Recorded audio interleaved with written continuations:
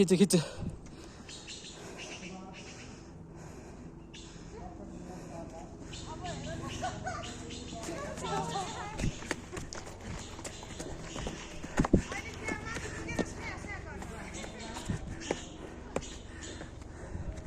त्यति हो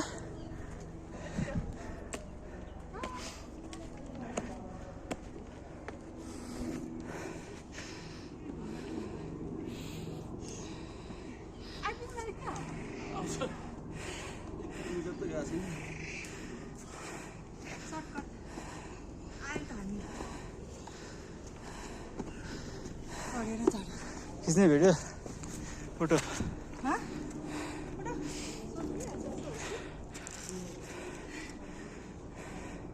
सम्म आउनु लाग्यो